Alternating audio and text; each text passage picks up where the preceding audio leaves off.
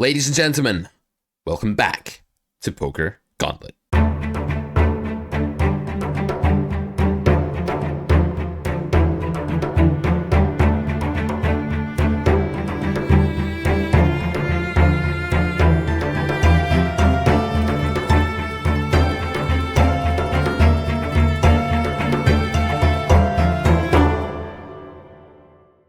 This is Season 1, Episode 5.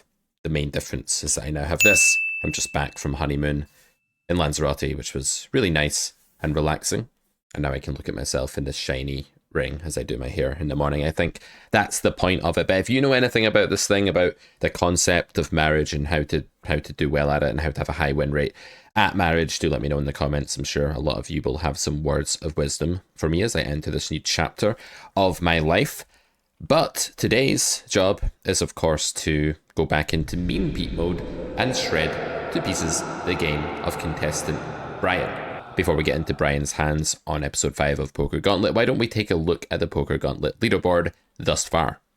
As we can see, Jan's score from episode 2 is still the one to beat. Let's see if Brian has any success doing that. Before we get right into the action here, we're basically giving away subscriptions.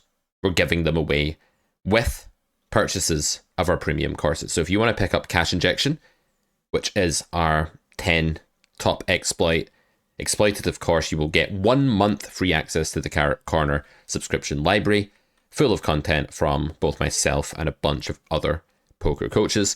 If you want to get your theory learning underway and pick up grade 1 of the Carrot Poker School, you get 3 months subscription for free. And if you do decide to take the full plunge and pick up grades 1, 2, 3 and ER full scholarship bundle package deal thingy, then you will get 6 months Carrot Corner subscription for free only for July on Carrot Corner. This is an amazing promo. It's like one of the most free stuff oriented things I think we've ever done.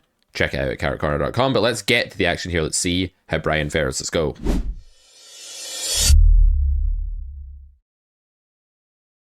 And numero uno, ace 4 of clubos. Open, 3-ball, call. The 392 flop, check. Half pot, call. Okay. 5 of diamonds, flush turn, check.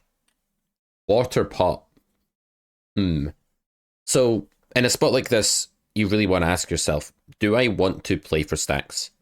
And then you want to ask yourself, whether I do or not, and especially if I do, what do I think is going to be Villain's main mode of investment? I.e., do I think that humans are going to be really cagey against raises but really bluff happy if I call, having gone quarter pot on this turn? Is that what you think? Pause the video and decide if you agree with that statement. If you agreed with that statement, you don't deserve to play the game. You should probably never play the game again, but you will anyway because you're addicted to it. You can't help yourselves. So let's just move on and pretend that everything's fine. What's actually going on here is that that statement's really false, because when people at 25 and L down bet, having just c-bet the flop on this turn, it doesn't matter whether GTO says that this is an okay sizing and blah, blah, blah. Probably reopening in position, it's not. But even if it were theoretically passable, population is going to be capped here. So they're going to have a lot of hands that are like a flush draw, a pair plus a flush draw, just an overpair. And many of these hands are going to stack off if you raise. They're just going to be like, well, I can't fold. I have too much equity. The pot odds are too good. But if you call here, what's going to happen is that it's going to go check, check on the river pretty often. You're going to make no more money with your straight. And if Villain does have a flush for what it's worth, you're going to get stacked anyway. If you think you're saving any money by not raising the turn here with your straight against flushes, that is not the mission here. That's not what you should be trying to do. So we do call here, which I think is a huge error. I think it's a really, really big mistake. And again, if you look this up on GTO Wizard, and it says, no, it's fine, it's indifferent between raising and calling, the solver is just indifferent. The solver is like that guy that works for you. You're like, hey, Nigel, did you fix that thing on that webpage I told you to fix? He's like, yeah, I'll get to it, mate. That's the solver. It's kind of lethargic, indifferent, just basically irritating guy, you know? Nigel, sorry if that's your name watching this, by the way. I'm not saying that anyone called Nigel is irritating and lazy and lethargic, but you get the point. So solvers are designed to be pretty indifferent in most spots, as indifferent as possible as far as hand strength and stuff allows. And This is, you know, no exception. This is a spot where if a solver thinks it's okay for you not to raise this hand here against the sizing, it's because it expects the opponent to be applying pressure on river by bluffing with hands that are very low equity by river and maybe even quite low equity now that wouldn't ever be bet calling but would be investing again if you just call here yourself. Given that that's the opposite of what we think in reality, where people are just investing much more via the mode of calling and stacking it off than they are by bluffing, you just want to fast play your hand here. You can ignore the fact that you don't have a flush. You can ignore the fact you don't have the nuts. Your goal at this SPR is not to save money against a flush. That is called a cooler, and for good reason. There are many hands that you're getting money from here. When the river comes down a deuce, and we've played this way, you should lead, because you fucked up the turn against pool, like really quite badly. You messed it up, and it's going to go check a lot, and their range is just going to... Actually, maybe on this card, they are quite likely to value bet a lot of their pairs and stuff like that. So this might be a card that, having not raised the turn, you can check, but there'll be lots of river cards here that you do just probably want to lead. I don't know, though. The fact that I'm even tempted to lead like a deuce river here just means that you need to be raising the turn. Okay, so on this occasion, villain does have absolutely nothing, so check was the best river line and call was the best turn line. But in general, this is not going to serve you too well. I'm going to turn my HUD on in case there was like some read that villain was crazy. No, villain was 18-11 over 29 hands over the sample I have here, which basically means that they should be treated as a normal non-whale in the 25 NL pool, and the non-whale is going to invest way more with the capped range, bet size equals hand strength range, by stacking off against the turn raise than they are by value betting thin on the river or bluffing the river. So I don't really like this hand. I'm going to have to begin or resume the gauntlet with a kind of bad score here. I think it's quite costly. I mean, I've this hand a 3 out of 10.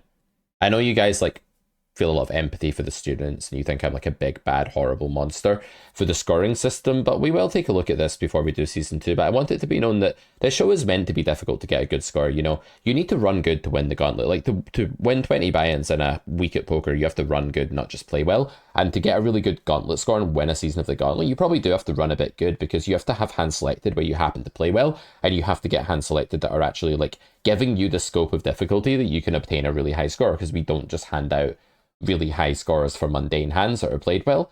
We hand out high scores for difficult decisions that were handled well. So I get it, guys. It is a bit unjust at times, and there is a lot of variance in it, but you know, we'll take a look at it. Hope you're enjoying the show anyway, even if the scoring system isn't perfectly ethical yet. Hand 2. Ace deuce of clubs, opening from under the gun. This is squeezed. I would fold. This is a kind of smaller squeeze, but still this hand in these positions is probably just losing. I don't think the squeezing range in the big blind in particular is going to be particularly wide. It's likely to be linear. People miss a lot of the 3-bet bluffs here at these stakes that they should be mixing in at some low frequency. So I just think the 3-bet spot in these positions could be as low as like 5-6%. And I don't think we want to be taking ace deuce suited to the flop against that kind of range. So I would fold right away, not a fan of the call. Ace 10-6, obviously calling here. 3 of clubs on the turn.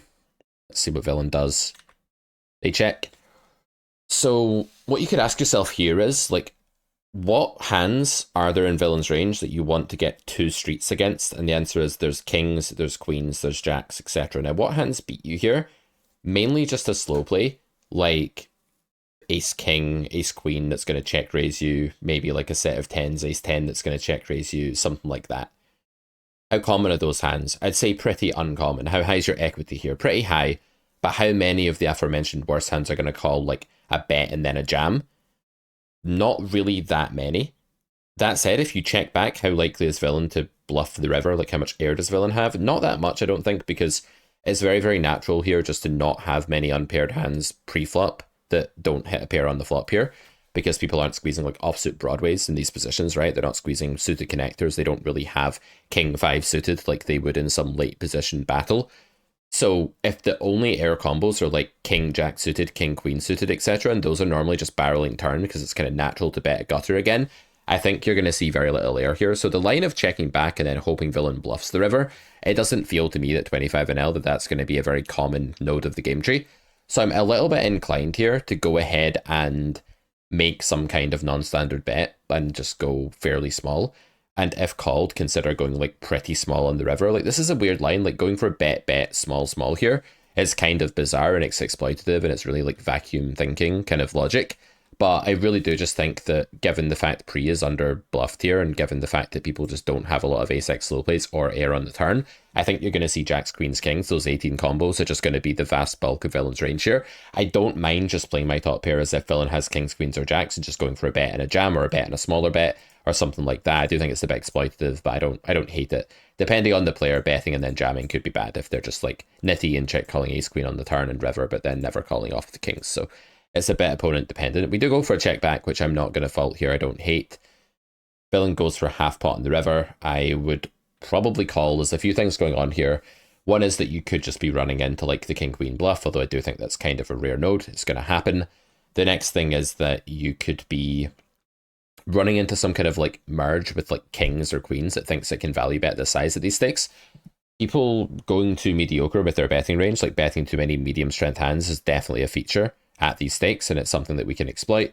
I would not jam. I think if you jam and get action, you're just in really bad shape. You're just running into slow plays at that point for the most part, and I wouldn't fold either because at 3-1, you're definitely just printing by calling here. We do call, we run into ace queen this time. I think this is a well played hand post flop, although it wasn't very difficult, and pre-flop is kind of bad. So again, I have to be a bit harsh because post-flop was quite easy, but I'm going to give Hero a few points for that. But because pre-flop is kind of just spewy and bad, I'm going to give this hand a 4.5 out of 10. Okay, next spot, we have the snowmans, and we're on the button. We go for a cold call, which I don't mind at all. I think the more weaker players you have behind you here, the more inclined you are to invite them into the pot.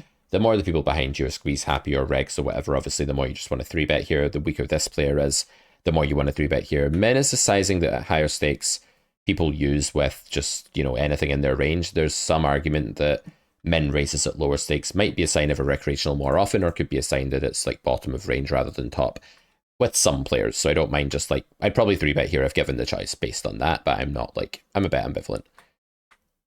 Check on the flop. Okay, really good board for your range. That said, I don't think there's any necessity to range bet or anything here. I think you can play all of the hands in your range as a bet here. Checking back with eights feels okay. I think the one thing that people forget here is that with a hand like eights, with a diamond, there are going to be some runouts that you can actually start bluffing on, right? Like eights is very low down as far as your... Oh, sorry, this was cold called. I was thinking it was 3-bet. If this was 3-bet, eights is a hand that you... Like all that stuff I just said applies. Because this is a cold called pot, nothing applies that I just said. You can basically just forget everything I said and never listen to me again.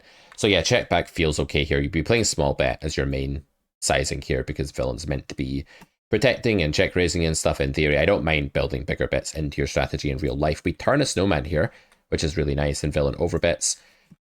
Interesting sizing. I guess this is a thing. Your range is pretty damn capped now. You don't really have that much jack 9 or 8s here. You just happen to have this hand this time. It's not a big part. And so I guess they can start building around overpair here. Is double flush draw, which leads me a bit more towards raising, because people don't bluff the river a lot when double flush draw bricks, or even when it gets there.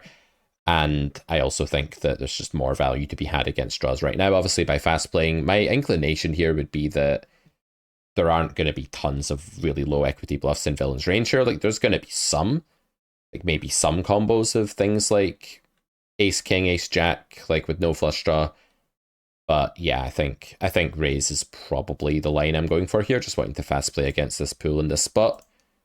We do go for call, which I don't think is like a huge mistake this time. I think our hand is not quite as strong as, well, the SPR is different to hand number 1, and our hand is like not quite as strong as it could be here. We do lose to jack 9, 10s and queens, so I'm not like massively opposed to this call, and I do think there's going to be some amount of like low EV bluffs like ace 9, ace jack, stuff like that on the river here. Just not as many as there really should be at these stakes. That's always the overarching theme.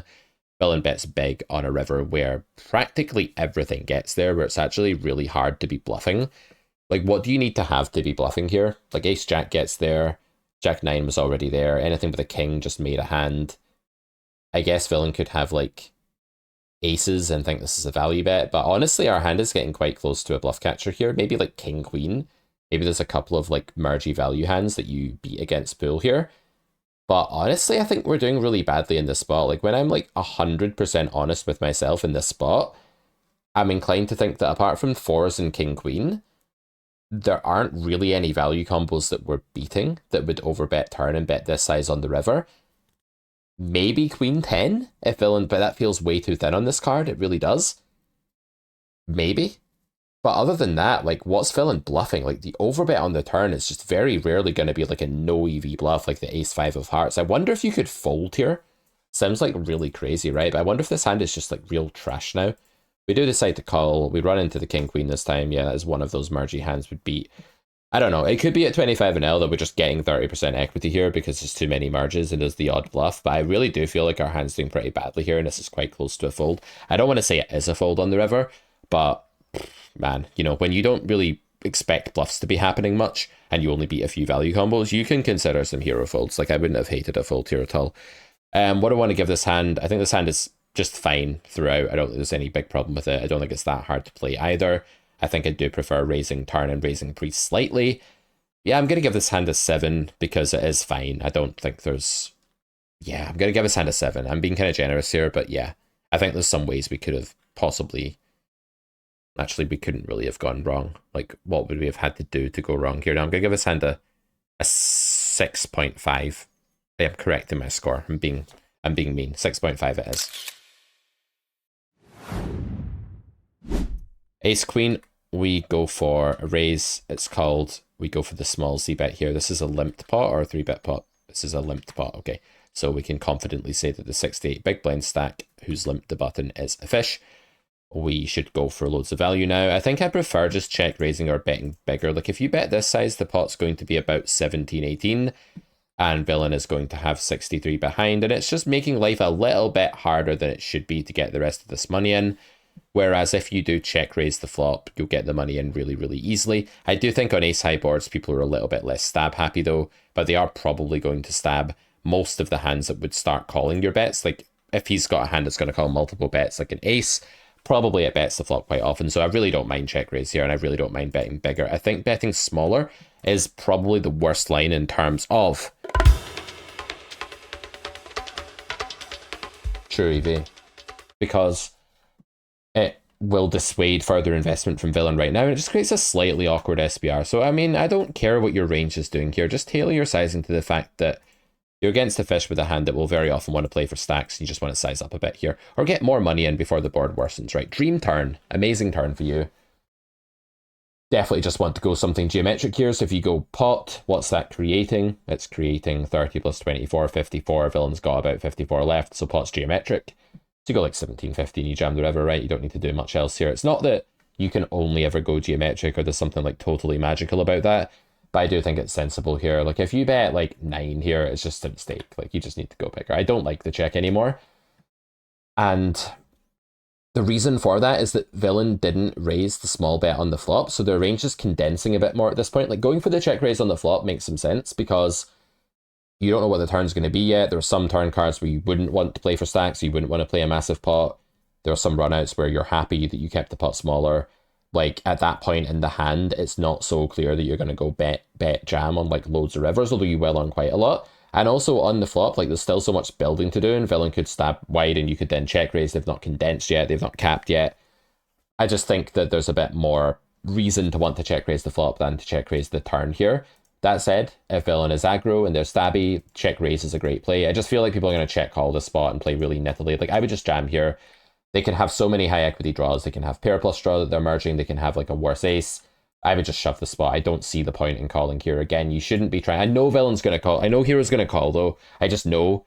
Okay, I don't know. Knowledge is justified true belief. I have a justified belief that hero is going to call here. It may not be true, but it probably is. So I kind of want to say that this is like very close to approaching knowledge that we're not going to shove here. Yeah, I just felt it in my bones. And I think it's a blunder, honestly. I think jamming here is just way, way better. You're giving this guy way too much respect. Like, you're going into some kind of scared mode here really often. I think Brian is playing passive scared poker way too frequently, just isn't aggressive enough, has a really bad red line, I would imagine. The classic leaks at 25 and L, right? The most common paradigm. Like, okay, just probably call, but like, now shoving the rest in is kind of close on this card. Maybe you still go for the value. I don't know. It's a bit less appetizing now. Maybe you still just stick the rest in, actually. Like, bet size equals hand strength a lot of the time. This is probably ace jack, ace 10, ace 5. stuff like that quite often. I don't know, I'm torn between calling and shoving here. I don't mind this call as much. Okay, so we did actually save a bit of money on this hand, but I think on turn, villain's range is just like way too wide. There's equity to deny. Fold equity is kind of useful. That's the other reason why you don't want to shove river so much, because like there's nothing to deny anymore, right? So villain's bluffing, you don't gain anything by jamming the river if they have like king 10 of clubs, but on the turn you do. So I think turn's the place to jam. River is I don't know what your equity is. It strikes me as like very close to like 50% when you stick the rest in and get called. It's very thin, but it's maybe permissible. But I think turn check calling the turn here is a bit of a mistake.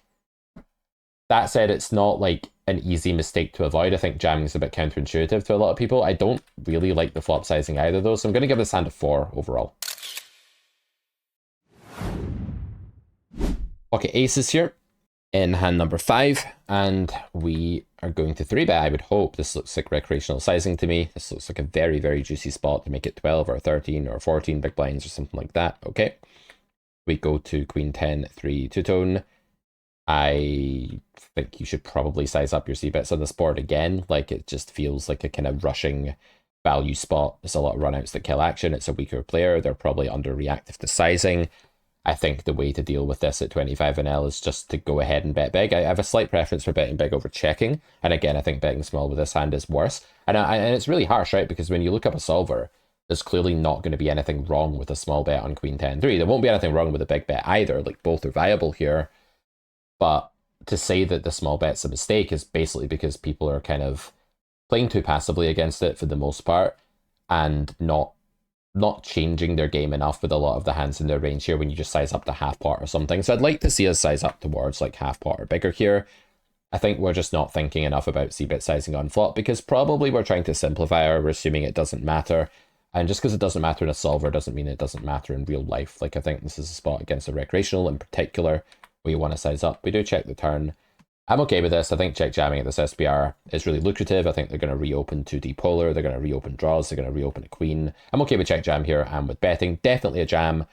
If this goes bet call, I'm going to have to mark this hand down very, very severely because calling is a line that seeks to maximize against low equity bluffs and a very polarized range, whereas raising is a line that maximizes against higher equity bluffs and more of a kind of mergy, you know, top pair range. And it's definitely the latter that you're going to see here in pool, not the former. Good, we found the jam.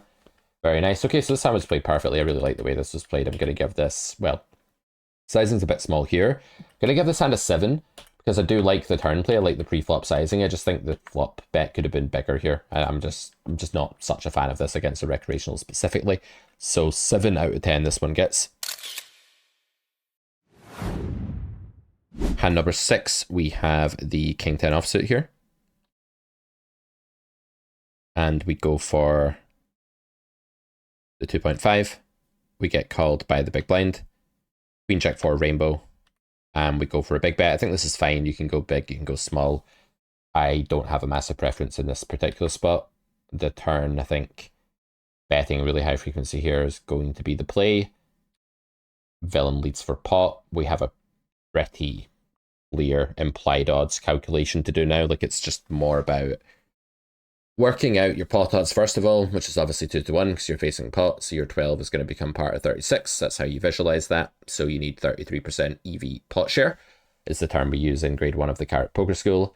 Lecture 5 is about facing bets. If you have grade 1, definitely worth a watch as further material on this topic. And what you have to decide here is like, well, firstly, is there any like stuff going on about showdown value? Like, are there any branches where you call and then your hand wins at showdown, or that bluffing is really, really good on the river? And I don't feel like that's very common. I think that usually villain is going to have, they are going to have some air here, right? They're going to have some 10-9 and stuff like that. Sometimes they'll give up river with it. So there's some amount of showdown value here, but not very much. But it's not negligible, right? There's definitely a branch of the tree where villain has 8-9, 10-9, something like that, king 9, and decides to like pot the turn and check the river. That's definitely a part of the game tree. You can't say that doesn't exist, right?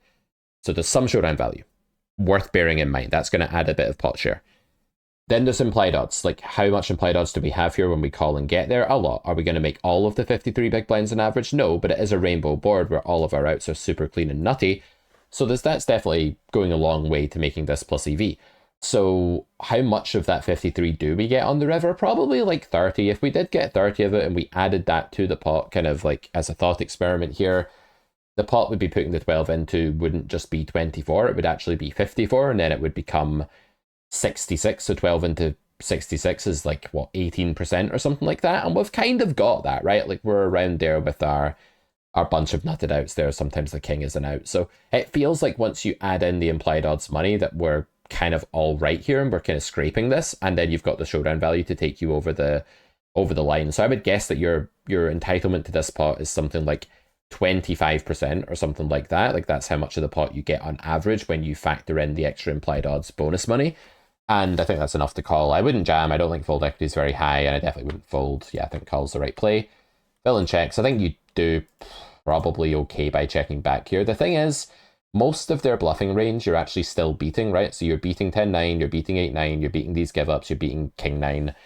I don't think people are potting the turn with a jack to check fold the river. If they have checked a queen here, I don't think they're folding. And if they've checked something like, you know, their bluffing range are usually winning anyway, they might have ace-10, and that's an example of a hand that would fold to a bet here. But I think you just want to check back on this node, honestly, because the main hands you're making fold, you're just beating anyway. And when it does go bet call, they just have a queen, and it's like, well, that wasn't really folding anyway. So I think this river bet is wasteful, and we've actually failed to identify the showdown value of our hand in this spot. Now, I don't want to fault Brian too much, because in spots where you call and then you're checked to on the next node, you do normally want to bluff. And I like that he didn't go all in or something like that, because I think that's just like really wasteful against the range that polarized on the turn at this point. But I think check back on the river is just way better, and you're just winning against so much of that folding range. So I do have to mark that hand down because of that. But it was still played quite well up until this point. It's a good turn call, and I have sympathy for the river bluff, even though I think it's incorrect. I'm going to give this hand a 5.5 out of 10.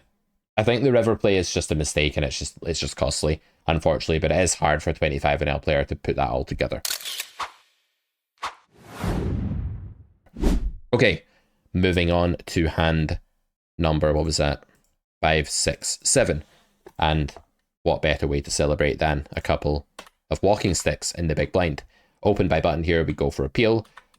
Like to see a check raise. I think check raise is just the way to go against this pool out of position at high SBR. Love it. Great stuff. Bomb the turn now. Love it.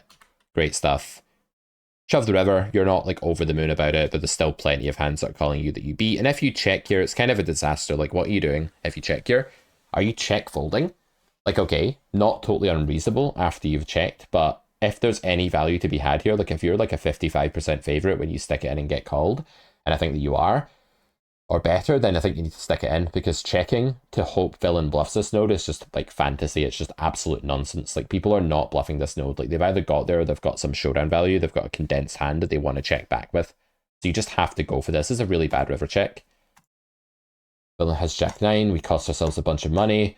Yeah, I mean, all we're doing here, because you're not going to fold, right? I bet you they're not folding. I bet Brian's not folding here if this goes check bet.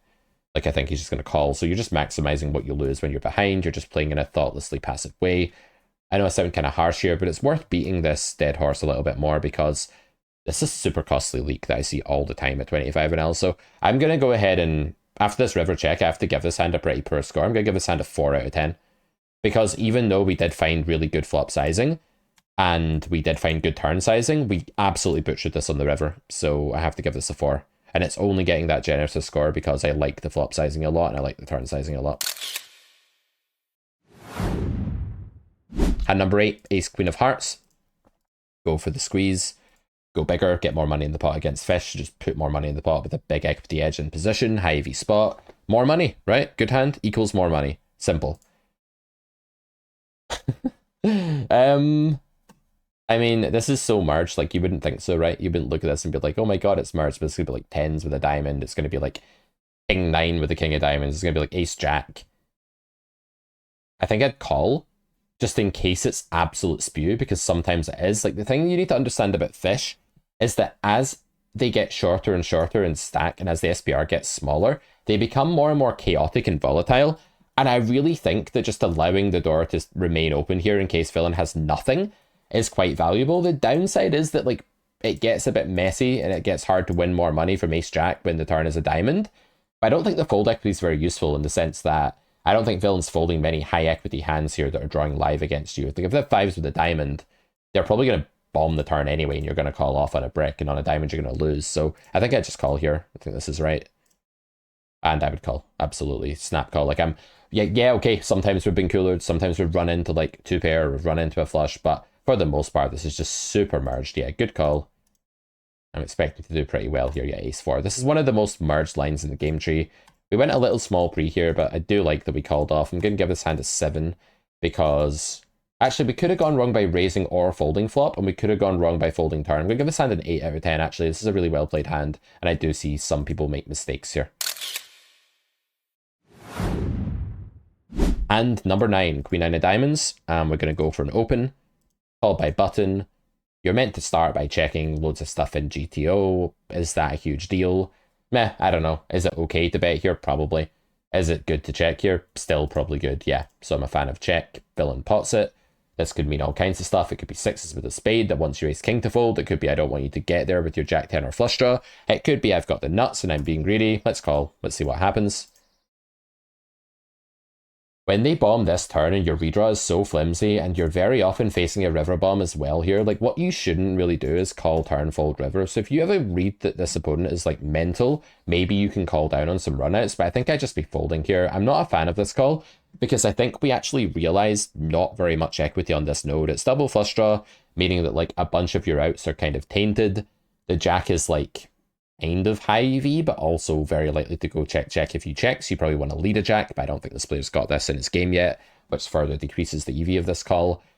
And in general, I just think this is a spot where it's very mergy in a sense that like beats you. So there's going to be like two pair, there's going to be like better 9, there's going to be hands like this in villain's range that maybe shouldn't play this way, that are playing this way. I just don't think I want to call with Queen 9 here at these pot odds when I think river's getting bet so often, unless of course I have a read. Okay, lead the jack.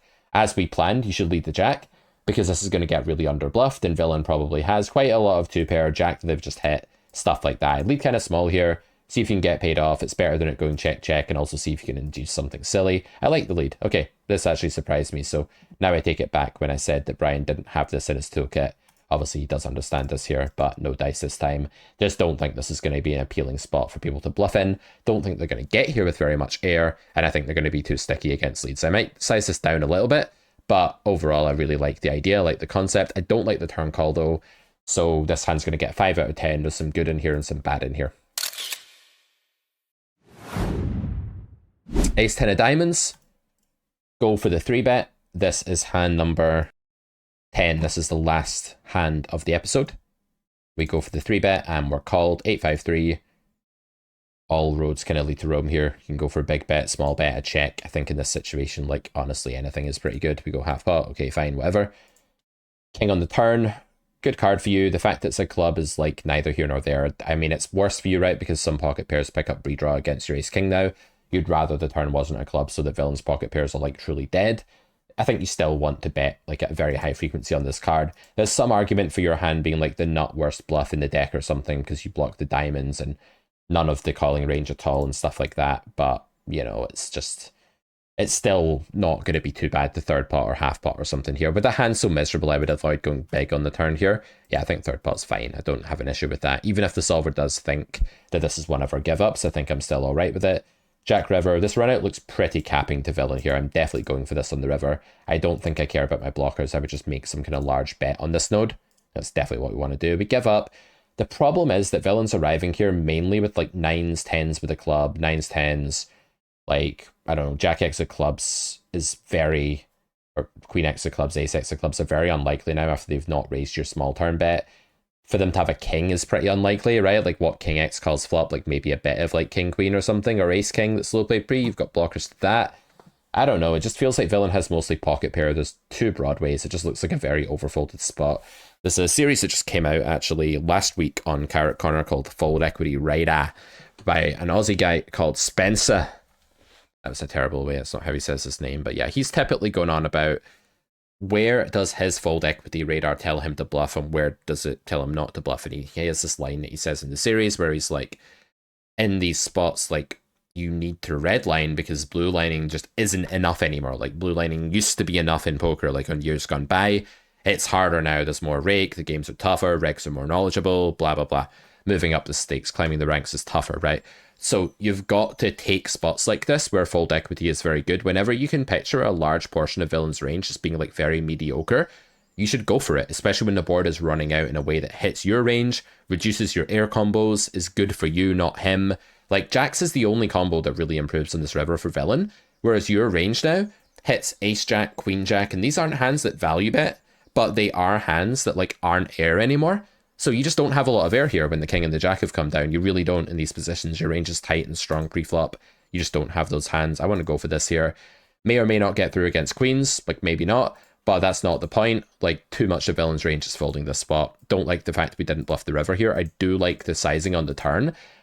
Again, like a kind of mediocre-ish hand. I'm going to give this hand a 5.5. Like, I think it's good, but you really do have to bluff the river here. And that's just stopped, you know, stopped Brian from achieving like a 9 or something like that. Like, if he actually got the river right here as well, this hand would get a very high score. And so the overall score for Brian is 53 out of 100, 5.3 out of 10. It's not going to be enough to take the top spot, but definitely a decent effort. I think Brian's game overall is too placid. There's a bit too much like checking just because you're not that happy with what's going on. We're a bit fearful and timid. I'd expect the red line to be the main problem. That said, for the most part, bet sizing on the turn and river was really good. We were getting value with the nuts in like quite a good way. We were understanding like the theory behind sizing in quite a few spots. So there's some good stuff here for a 25 and L player. But what I'm prescribing is that Brian watches episodes 1 to 10 of True EV and really focuses on how to get the most out of playing against a pool like this in a vacuum, like maximizing EV against your opponent's range, hand reading, all the good stuff that comes with the True EV series on Carrot Corner. Speaking of which, as part of the subscriber video library and with all of our premium courses, that's cash injection in every grade of the Carrot Poker School, we are literally giving away subscriptions right now. So head over to the top link in that description after you watch this and check it out and get yourself a free Carrot Corner subscription for July by picking up one of those courses. There's no better time to invest in your poker education. I'll see you back here for episode 6 of the Gauntlet along with other content very soon. Take it easy, guys. Run good.